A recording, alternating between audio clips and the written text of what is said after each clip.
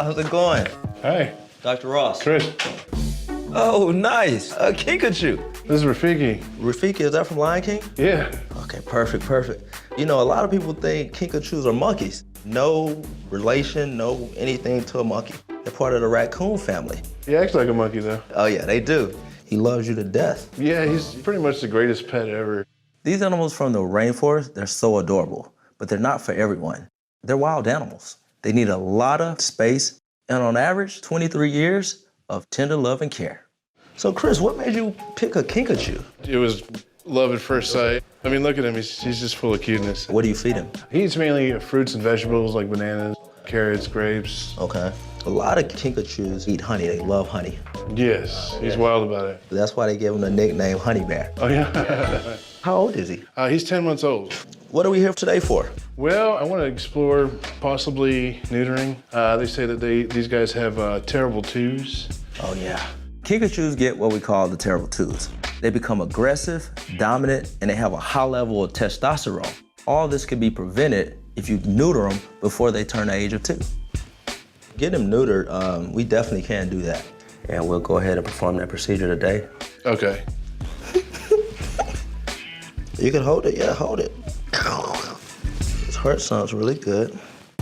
Well, what we'll do is I'll take him to the back, we'll get everything started for him, and then we'll go ahead and do the neuter. Yeah, absolutely. You wanna come with me? Come on, big guy. Let me bite on you. I'll give you a call as soon as the procedure's over. Thank you. All right, you're welcome. Come on.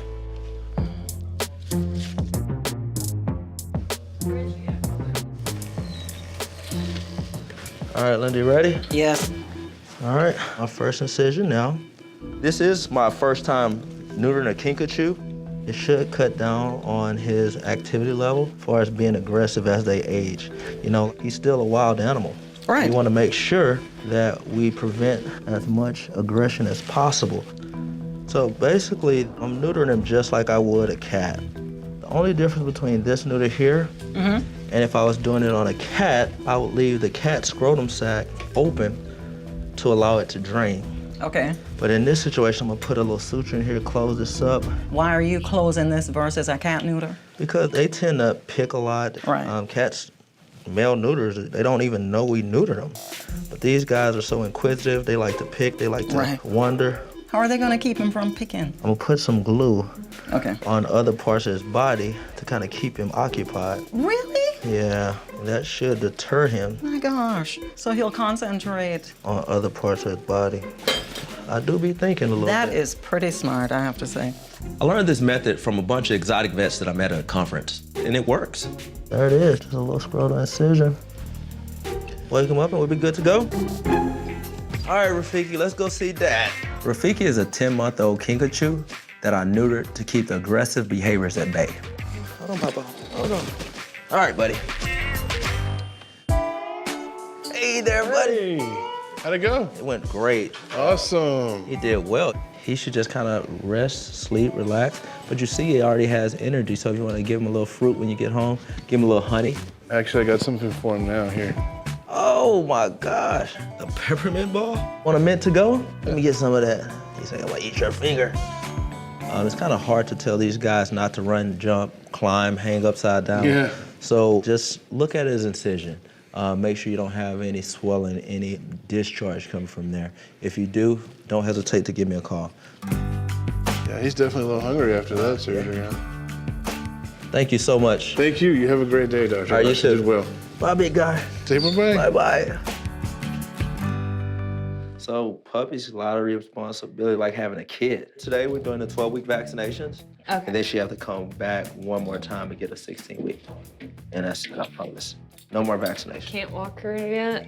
No, I mean, you know, Parvo's real big. We want to make sure Even if she had the 3? We want to make sure she has 4. So we're building up her immune system. So if she comes in contact with germs on a walk, she can fight it off. Parvo is a very, very dangerous intestinal virus. It's kind of like food poisoning. You exhibit the vomiting, the diarrhea, lethargy. So that's a virus that can be deadly because puppies have really weak immune systems. So I have a little trick that I do.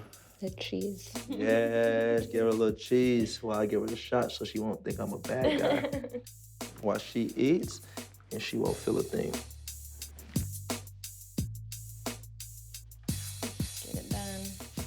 So that's pretty much it. You have any questions? I do need to talk to you about one thing that happened the other day. Okay. We were outside. I was throwing the tennis ball for her. She was playing pretty hard. It was hot. She came inside, lapped up some water, and just started stumbling, crossing her feet, fell on her side, and she just was panting. I put her in my sink, and I put cool water on her. I put a cold towel on her, and she came right out of it. So I think it was heat stroke. One thing with heat strokes, though, you have to make sure you don't drop their temperature too fast. Because that could cause other issues. Could have been a heat stroke, absolutely. However, when you're talking about young puppies having seizure-like activity, you want to think more of something that could be congenital. This dog is just my entire life. I would not imagine anything without her. She's keeping me happy, so. You fine, you be fine. We're gonna do your blood work. You're gonna be fine, huh? Say, Mommy, we'll be right back. I give you some peanut butter in the back, okay?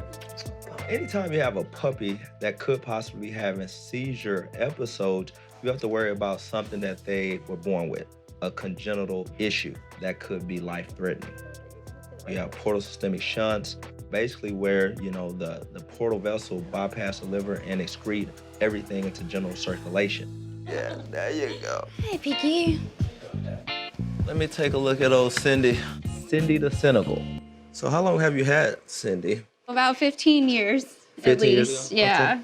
Okay. Is this what you're talking about right here? Yes, sir.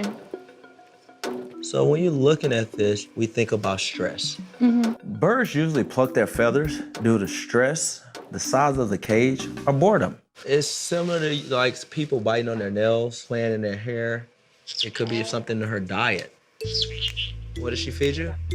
Yeah. Oh, what? Is that right? What? She's ratting me out. Oh, yeah. She gets bird seeds, grapes, mashed potatoes, French fries, apples. Oh, okay. Do you take her outside any? Occasionally, I'll take her outside so she can get fresh air and some sun. Another thing we think about too, we think about parasites. That can stress a bird out as well. I want to draw some blood and send to the lab. Make sure it's nothing internal, such as liver issues, heavy metal toxicity, zinc toxicity, causing her to lose her feathers. Most bird cages are made of metal. Birds use their beaks as hands to move around a cage. And by them using their beaks, they can ingest the metal, leading into metal toxicity. Cindy, you ready for this? Gotta get her underneath her neck. So she's a very sweet bird. She'll let us do anything. There we go. All right. So what we're gonna do, Teresa, is bring me a stool sample. We'll send that along with the smear. Wanna go back to your cage? Yes? All right, go to work. Thank you, Dr. Are you welcome?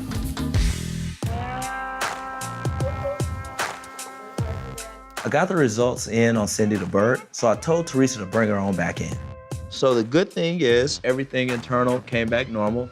So we don't have any severe infection. Did she poop? What? Oh, it's on the towel. It's a dirty job, but somebody got to do it. But what we're gonna do, are you laughing at me? Is that funny? But one thing you definitely can result this to, the feather picking, to frustration. Okay. We just wanna make sure you keep her stress-free. Two things that I do recommend, Senegals. They're native from Africa. Oh. So you wanna make sure that you have the radiant heat. So you wanna get a UVB10 Okay. bulb. That's gonna help with vitamin D. That would help with her general health and reduce stress. That may stop the plucking. So we're not going to be permanently bald?